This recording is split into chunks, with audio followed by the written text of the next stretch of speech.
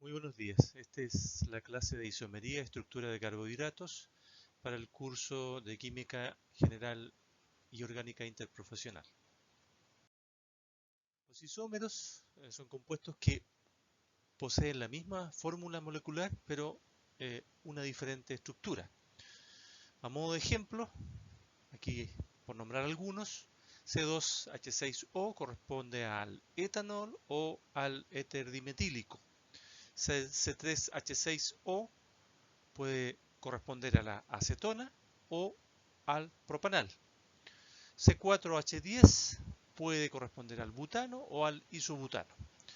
De esta forma entonces podemos enumerar una serie de fórmulas moleculares que se corresponden con más de una estructura, más de una molécula con diferente función. Dentro de los isómeros podemos tener dos tipos, isómeros estructurales o estereoisómeros. Dentro del primer clase podemos encontrar isómeros de esqueleto o de cadena. En este caso, por ejemplo, el butano tiene una forma alternativa, un isómero que sería el isobutano o el 2-metilpropano. También podemos tener isómeros de posición. En este ejemplo tenemos el 1-cloropropano y también podemos tener el 2-cloropropano.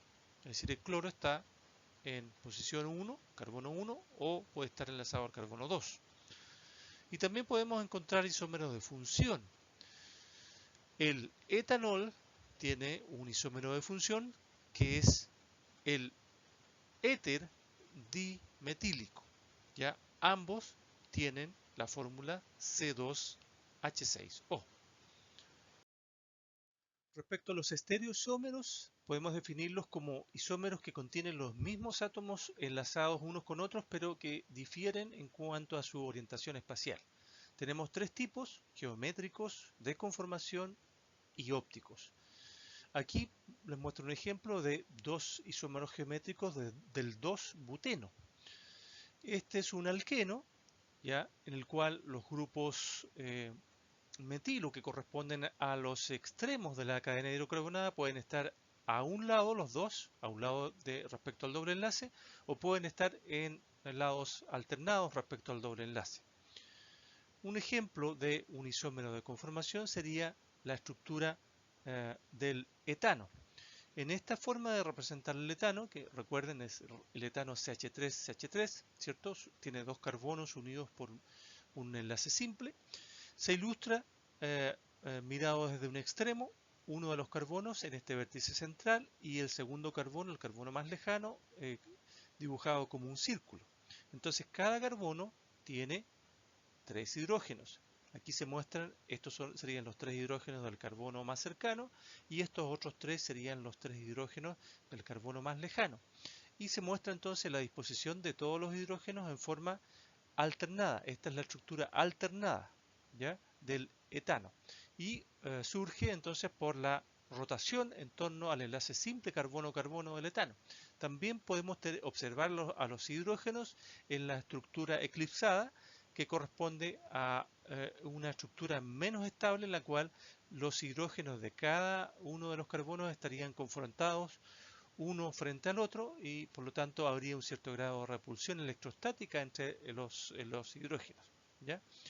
Y el último ejemplo de isómeros, estereoisómeros, serían los isómeros ópticos, ¿ya? En este caso les muestro un derivado del metano en el cual hemos reemplazado 3 de los 4 hidrógenos por diferentes átomos de halógeno, ¿ya?, bromo, cloro, flúor. Los isómeros ópticos corresponden a imágenes especulares, ¿ya?, imágenes obtenidas a través de imaginar que uno está eh, proyectando cómo se observa una molécula al ser reflejada frente a un espejo, ¿ya? Entonces son imágenes especulares que no pueden superponerse unas con otras. Por ejemplo, imaginemos que describimos un círculo en torno a estos tres grupos halógenos, ya que están aquí abajo, ya. En este caso sería bromo, cloroflúor. Si continuamos el círculo sería bromo, cloroflúor, siempre en el mismo orden, en el mismo sentido de la rotación de este círculo. Si hacemos exactamente lo mismo con el otro isómero, ¿ya? No podemos describir la misma trayectoria. Es decir, en este caso siempre vamos a hacer bromo, flúor, cloro, bromo, flúor, cloro. Por lo tanto, estas dos moléculas que aparentemente son iguales, ¿ya? Difieren en la forma en la cual están organizados los diferentes grupos en torno a un carbono central, ¿ya? Sobre este tipo de isómeros ópticos concentraré la clase o lo que queda de la clase de azúcares. Entonces definimos a los isómeros ópticos como eh, variantes en las cuales hay una diferencia en la simetría de las moléculas, ¿ya? Por ejemplo, aquí tenemos una molécula que tiene 4 enlaces distintos, ¿ya? Tenemos un carbono central en el cual tenemos X, B, Y y A como sustituyentes, y esta es la proyección en el espejo de esta molécula. Si intentamos girar imaginariamente la molécula de esta forma, ¿ya? En este sentido en el que muestra la flecha, vemos que la imagen que se forma es imposible superponer esta con la imagen del espejo, ¿ya? Solamente dos de los 4 grupos, que serían eh, el A y el B, A y B tienen la misma ubicación. Y y X tienen ubicaciones intercambiadas, ¿ya? Entonces, no hay forma de que yo diga eh, que ambas estructuras son iguales, es decir, no se pueden superponer entre sí, ¿ya? Y a estos isómeros derivados exactamente que tienen todos la misma composición, le llamo enantiómeros, ¿ya? Entonces son isómeros ópticos que no se pueden superponer entre sí, ¿ya? Y hablamos entonces de que esta es una molécula chiral, ¿ya? Y que contiene un carbono asimétrico. También a veces se usa el término carbono quiral para referirse a este carbono central. Asimétrico significa que tiene 4 grupos distintos, y al tener entonces 4 grupos distintos es posible obtener dos configuraciones que no se pueden superponer entre sí. A diferencia entonces de una molécula en la cual eh, tengo dos de los 4 sustituyentes que son iguales, en este caso X y X, B y A. Si hago el mismo ejercicio de girarla en torno al carbono, ¿ya? Obtengo esta imagen, y por lo tanto esta imagen, como ustedes ven, es perfectamente superponible con la imagen del espejo. Por lo tanto, esta es una molécula que tiene un punto de simetría, ¿ya? Y por lo tanto, esta con esta son exactamente la misma. No hay variabilidad en cuanto a isomería óptica en este caso, ¿ya? Entonces decimos que este carbono sería aquiral, o sea, simétrico. Volviendo al tema central de la clase, entonces definimos a los carbohidratos como aldehídos y cetonas polihidroxiladas, ¿ya?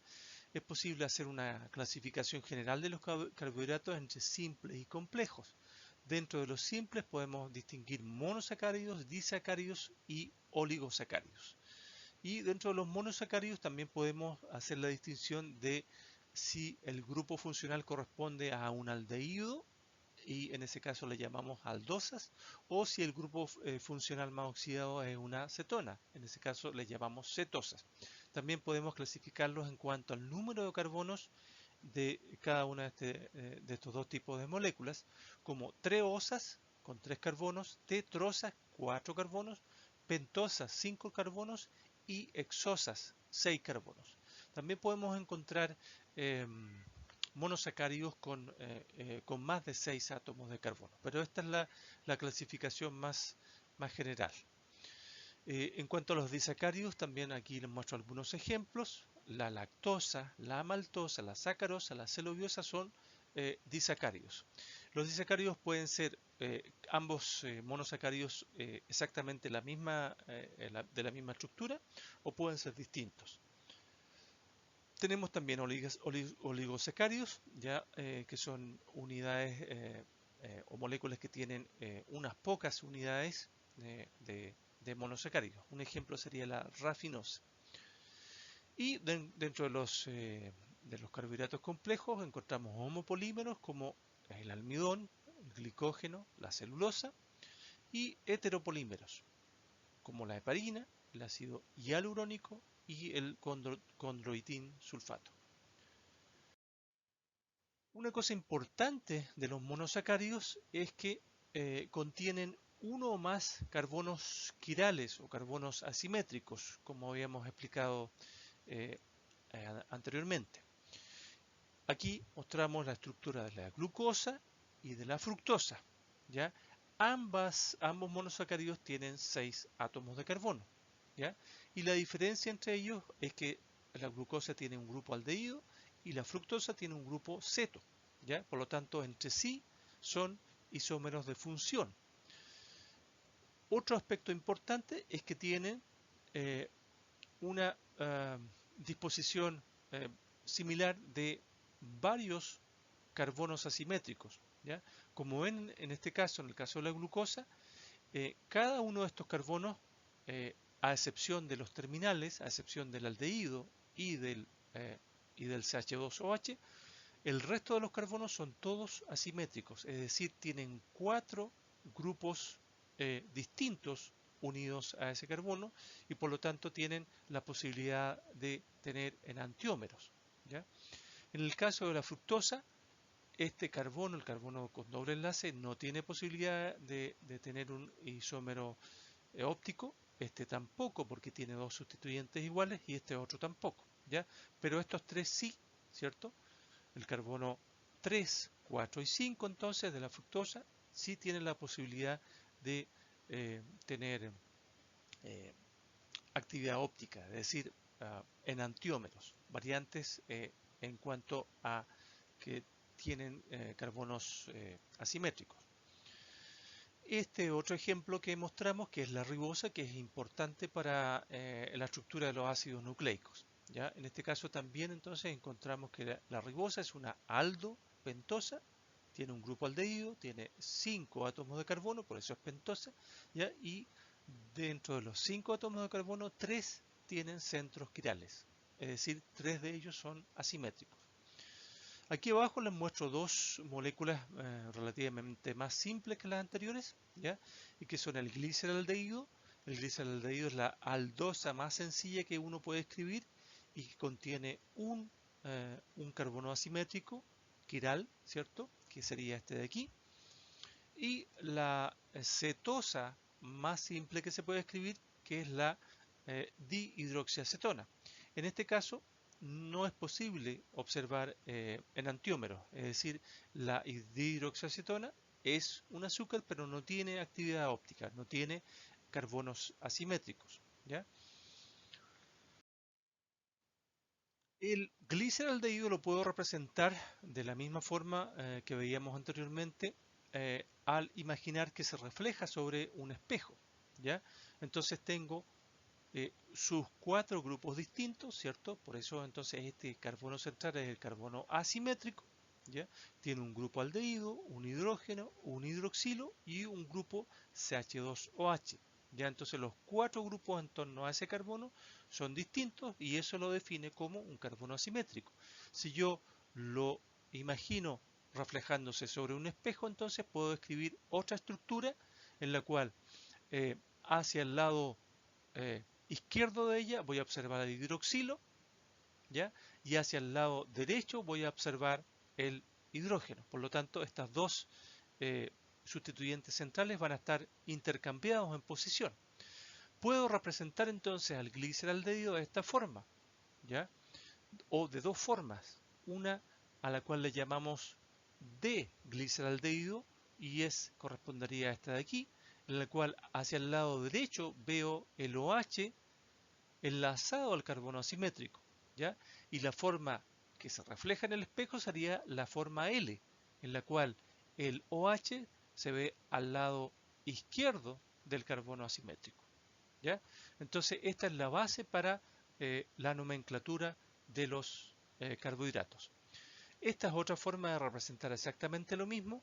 Estos enlaces en forma de cuña definida nos indican que estos grupos que están en el plano o en esta línea horizontal están hacia el observador, se acercan hacia el observador, y en tanto estos otros enlaces que están que son líneas segmentadas corresponden a grupos que están hacia atrás del plano de la pantalla y que se alejan del observador.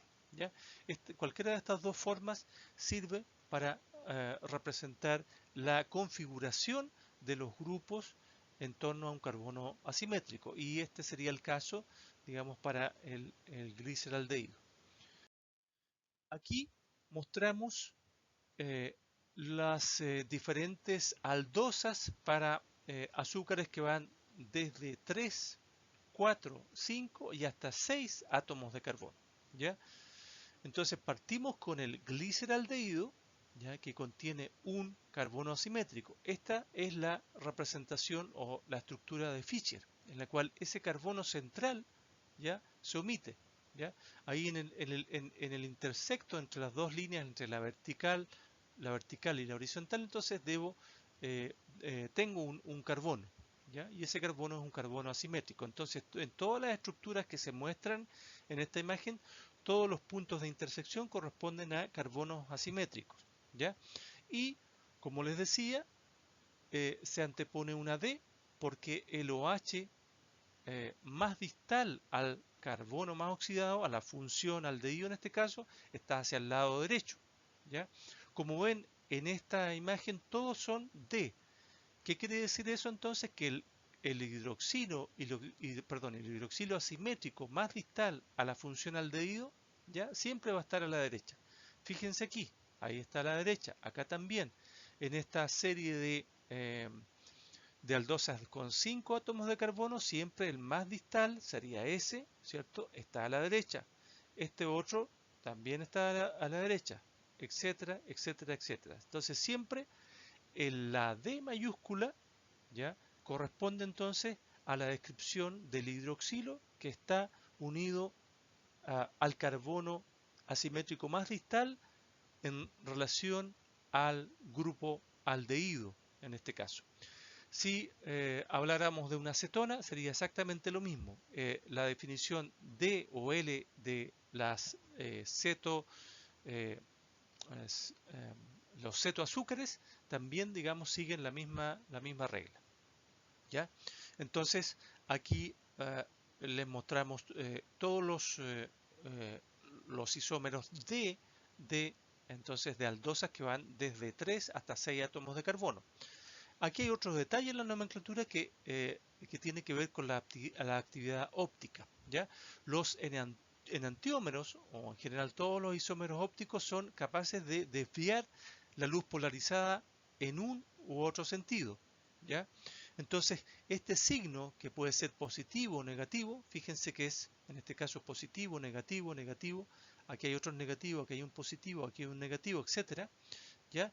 Este signo es un parámetro físico que mide la capacidad entonces de estos compuestos que contienen entonces carbonos asimétricos de desviar la luz polarizada. ¿Ya? Y eso se ilustra entonces con estos signos positivo o negativo. Y alternativamente en otra nomenclatura al signo negativo también lo podemos encontrar como una L minúscula, y al signo positivo también lo podemos encontrar como una D minúscula. Entonces podremos encontrar en otros textos, en otras imágenes, por ejemplo, que la silosa podría ser escrita como D mayúscula, D minúscula, silosa. ¿Ya? Entonces sería D mayúscula porque tiene su hidroxilo más distal al aldehído hacia el lado derecho, y sería D minúscula porque desvía la luz polarizada hacia el lado derecho. ¿Ya? Entonces, como ven, en la medida que tenemos más centros o más carbonos asimétricos, la posibilidad de obtener estereoisómeros es aún mayor. ¿Ya? Entonces, en este caso estamos mostrando solamente los isómeros D. El total de isómeros entonces sería el doble, porque aquí estamos omitiendo todos los L. Los L correspondientes serían exactamente todos estos mismos, en los cuales ese hidroxilo unido al carbono distal estaría hacia el lado contrario, ¿ya? Hacia el lado contrario en cada una de estas moléculas. Mostramos aquí entonces todos los isómeros D porque en realidad son los más abundantes en la naturaleza. Los isómeros L existen también, pero tienen una abundancia mucho menor. Pasamos ahora a algunas reacciones químicas que sufren los azúcares. Y para ello recordamos una reacción que vimos en el capítulo de aldehídos y cetonas, cuál es la formación de M-acetales y acetales, ¿ya? Estos compuestos son la resultante de la adición de un mol de alcohol o de 2 moles de alcohol sobre un grupo aldehído. Para la formación entonces de un M-acetal, lo que ocurre entonces es un ataque nucleofílico del OH de una molécula de alcohol sobre el carbono carbonílico, ¿ya? Que es una típica reacción de adición al carbono carbonílico, ¿ya? Y se forma entonces, en la adición de un mol de alcohol, entonces se forma un M-acetal. La estructura general del M-acetal sería carbono, OH, R o RH, ¿ya? La adición de un segundo mol de alcohol, ¿ya? Por una reacción cuyo mecanismo es muy similar al del primer mol, nos conduce a la formación de un acetal. Y la estructura general de un acetal, entonces, nos muestra que efectivamente hay un grupo adicional, un grupo OR adicional unido, ¿ya? Por lo tanto, un acetal sería OR, OR, RH, ¿ya? Esta reacción de la formación de los M-acetales y acetales nos sirve para entender un fenómeno importante en los azúcares, en los monosacáridos, y que es la estructura cíclica que ellos muestran, ¿ya? Generalmente se representan como estructuras de cadena lineal abierta, ¿ya? Sin embargo, esta estructura no es la más abundante, ¿ya? La más abundante entonces es una estructura cíclica en la cual ocurre un ataque nucleofílico de uno de los hidroxilos de la cadena hidrocarbonatada, en este caso el hidroxilo unido al carbono quiral número 5, ¿ya? Que realiza este ataque nucleofílico sobre el carbono carbonílico del grupo aldehído. Esto se muestra entonces en esta estructura, ¿ya? Está un poco distorsionada para mostrar que en el fondo lo que ocurre es la formación de una estructura cíclica, es decir, ocurre la reacción de formación de un M-acetal intramolecular, es decir, la molécula de alcohol, la función alcohol que hace el ataque entonces sobre el carbono carbonílico está ubicada dentro de la misma molécula original, ¿ya? Entonces de esta forma se, eh, se generan las estructuras cíclicas que se llaman glucopiranosas. Piranosas es porque la estructura matriz o central es el pirano. El pirano entonces es una molécula cíclica en la cual encontramos 5 átomos de carbono, ¿ya? Y un átomo de oxígeno, ¿ya? Por lo tanto es un heterociclo, ¿ya? Tiene átomos de carbono y un átomo de oxígeno. Ese es el pirano. Entonces por eso a este tipo de moléculas le llamamos glucopiranosa, ¿ya? Entonces podemos tener la formación de estas dos moléculas cíclicas que son las más abundantes, ¿ya? Eh, y una cosa importante es que la producción, la formación de este enlace hemiacetal genera un nuevo centro, un nuevo carbono asimétrico o quiral, ya en la cual podemos observar que el grupo OH resultante puede estar sobre el plano del anillo, ya y en este caso tendríamos al isómero beta, ¿ya? O el OH podría estar bajo el plano del anillo y en este caso tendríamos al isómero alfa. A este tipo particular de isómeros, que son la resultante de esta reacción de formación de un M-acetal, se le llama anómeros, ¿ya?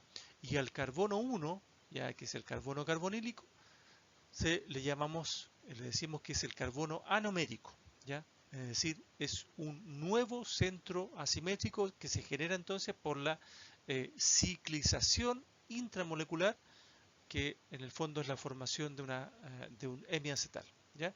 Y una cosa importante, como les decía, es que estas formas cíclicas son las predominantes, ¿ya?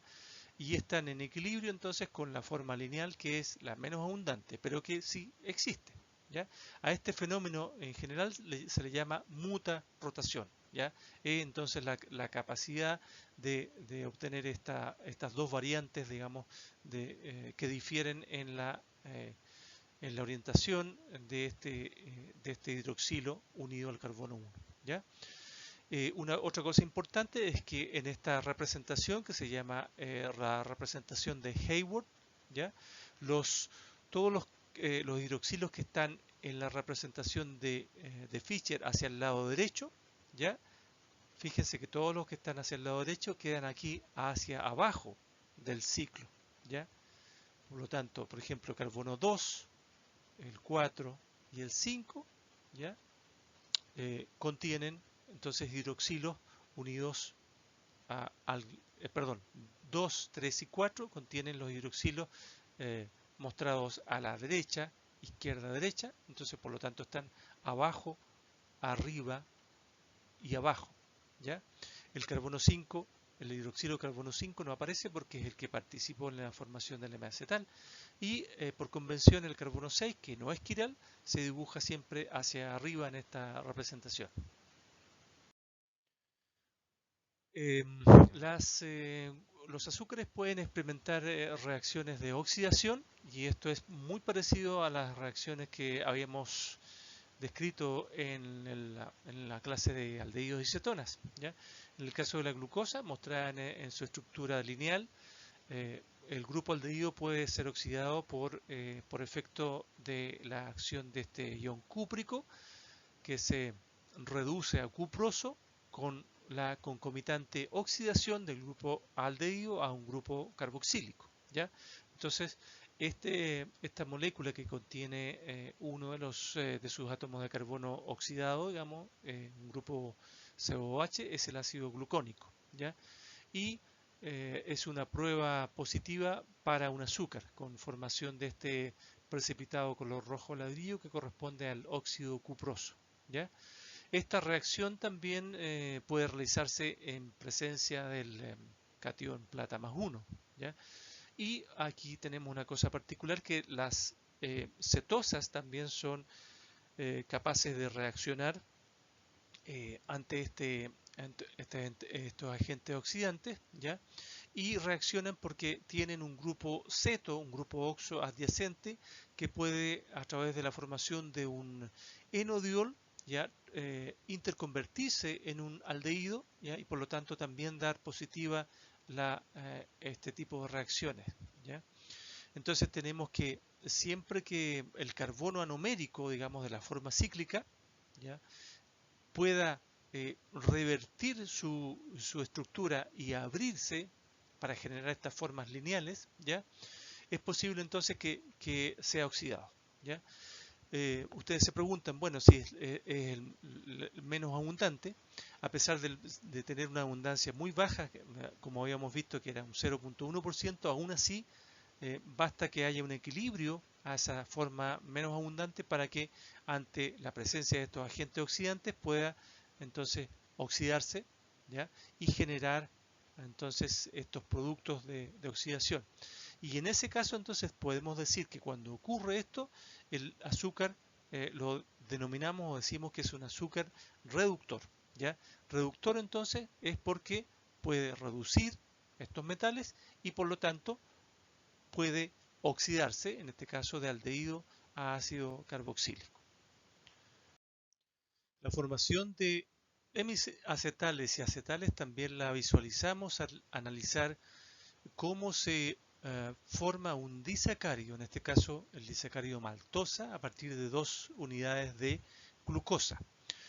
Aquí tenemos entonces alfa de glucosa, alfa porque el hidroxilo unido al carbono 1, el anomérico, está hacia abajo, y en este caso sería beta de glucosa porque el hidroxilo está hacia arriba, ¿ya? Entonces, para formar cada una de estas estructuras cíclicas, ambas, primero ocurrió la formación de un hemiacetal. El segundo mol de alcohol, entonces, para formar un acetal, está aportado por un hidroxilo de esta unidad de la derecha de glucosa, ¿ya? Que se adiciona a este carbono anomérico 1, ¿ya? Y entonces de esta forma se genera este enlace o este grupo acetal, ¿ya? Aquí tenemos entonces la estructura acetálica que habíamos visto, ¿ya? Unidas al carbono OR de un grupo alcohólico, OR del segundo grupo alcohólico, un R y un hidrógeno. A este enlace que se forma se le denomina enlace alfa 1,4, ¿ya? Y por la numeración, por el número de los átomos de carbono que lo constituyen, ¿ya? También se le llama a este enlace enlace O-glicosídico. Aquí tenemos las estructuras de otros disacáridos en las cuales observamos algunas variantes del enlace O-glicosídico. En el primer caso, la lactosa, que está compuesta por una unidad de galactosa y una unidad de glucosa, ¿ya? En este caso, vemos que el enlace glicosídico está formado entre el carbono 1, que sería el anomérico de la unidad de galactosa, y el carbono 4 de la unidad de glucosa. En el caso de este otro dímero, que es la sacarosa, que está compuesto por una unidad de glucosa y otra de fructosa, fíjense que la numeración de la fructosa está escrita aquí en sentido contrario, es decir, tenemos al carbono 1, 2, 3, 4, 5, 6, ¿ya? La sacarosa es una cetosa, por lo tanto, el carbono 2 correspondería al carbono carbonílico y eventualmente al carbono anomérico, ¿ya? Por lo tanto, este enlace particular se forma entonces entre los dos carbonos anoméricos de cada una de las dos unidades, ¿ya? Y eso significa que eventualmente estas unidades cíclicas no se pueden linearizar, no están en equilibrio con su forma lineal y por lo tanto ninguno de estos dos carbonos es susceptible de ser oxidado y por lo tanto esta es un azúcar, un disacárido que es no reductor. En este otro caso, la lactosa, este carbono anomérico 1 está libre, está disponible para pasar por equilibrio a la forma lineal abierta y por lo tanto se puede oxidar y por lo tanto es reductor. No así en el caso de la sacarosa. Es decir, ambos carbonos anoméricos al ser parte o al intervenir en el enlace glicosídico, entonces están de alguna forma bloqueados para ser susceptibles a oxidarse. Algo similar ocurre en este otro disacárido que sería la trealosa, compuesto de 2 unidades de glucosa, en la cual observamos exactamente la misma situación. Es decir, la formación del enlace glicosídico está entre los carbonos anoméricos de ambas unidades, por lo tanto, este es un disacárido que también es no reductor. Aquí mostramos otra reacción importante de los azúcares, cuál es la esterificación, ¿ya? De la misma forma que habíamos estudiado las reacciones de formación de ésteres, ¿ya?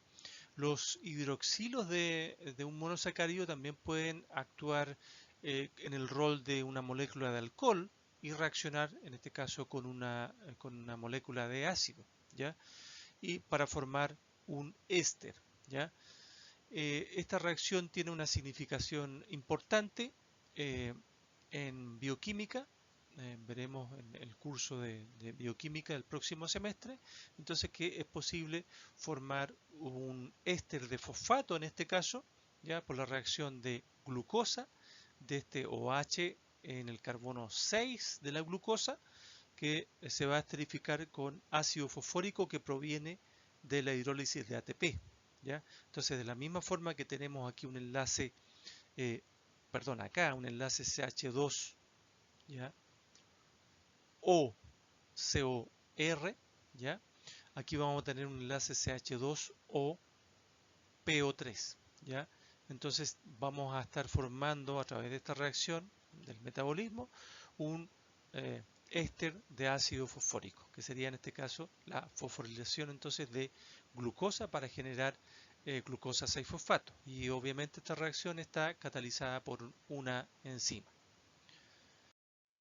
Para terminar esta clase, una breve reseña sobre carbohidratos complejos, en particular polisacáridos lineales y ramificados. Glicógeno y almidón son polisacáridos compuestos exclusivamente por glucosa, donde cada monómero, cada unidad de azúcar está conectada, enlazada por enlaces alfa 1,4, conformando estas estructuras lineales, ¿ya? Que se conocen como amilosa. ¿Ya? También encontramos ramificaciones, ¿ya? Que son representadas de esta forma, en las cuales los enlaces entre unidades de azúcar son entre los carbonos 1 y 6. ¿Ya? Por eso entonces decimos que tanto glicógeno como almidón contienen ese tipo de enlace, alfa 1,4 y alfa 1,6. La diferencia más importante entre estos dos polímeros es que el glicógeno es bastante más denso, o sea, es decir, la frecuencia de la presencia de ramificaciones es mucho mayor en el glicógeno que en el almidón. Eh, Respecto a su funcionalidad, son polímeros de reserva, ¿cierto? Glicógeno en células animales, fundamentalmente en el hígado y en el músculo. En tanto, el almidón también es un polímero de reserva en vegetales. La celulosa es otro polímero de importancia, muy abundante en el reino vegetal, ¿ya? Y está compuesto de subunidades de glucosa unidas por enlaces beta 1,4. Con esto me despido agradeciendo su atención.